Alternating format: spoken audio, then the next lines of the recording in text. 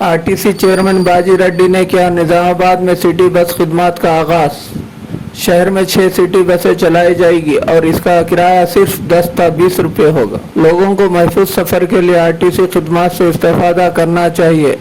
इन ख्यालात का इज़हार RTC chairman Nizamabad rural MLA बाजी रेड्डी गोवर्धन, निजामाबाद अर्बन एमएलए बिगाला गणेश गुप्ता के हमरा शहर निजामाबाद में सिटी बस खिदमत के इफ्तिताह के मौके पर किया। इस मौके पर खिताब करते हुए बाजी रेड्डी गोवर्धन ने कहा कि निजामाबाद शहर में 30 साल बाद दोबारा आरटीसी के ज़ेर एहतमाम सिटी बसों के आगाज़ को देखकर इन्हें बेहद खुशी हुई है। शहर के लोग सिटी बसों में महफूज सफ़र जारी रखने की ख्वाहिश रखते हैं।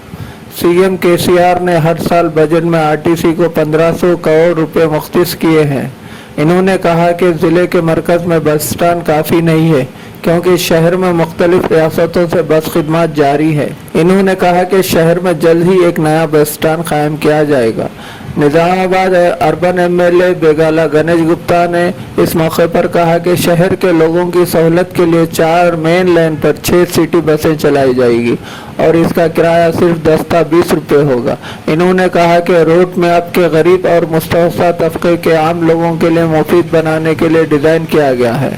इन्होंने कहा कि रूट में आपको गरीब और मुतवस्ता तबके के आम लोगों के लिए मुफीद बनाने के लिए डिज़ाइन किया गया है जो रोज़मर्रा के कामों के लिए शहर आते हैं। इन्होंने कहा कि बस स्टैंड के लिए जगह जल्द ही खरीद ली जाएगी और तमाम सहूलियात से आरास्ता नया बस स्टैंड तामीर किया जाएगा। इस मौके पर ZP chairman Vithal Rao, mayor बल्दिया नीतू किरण, डीसीएमएस चेयरमैन संभा राय मोहन, नोडा चेयरमैन प्रभाकर रेड्डी, रियासती सेक्रेटरी तारिक अंसारी, कारपोरेटर अम्मे खुद्दूस के अलावा दीगर मौजूद थे।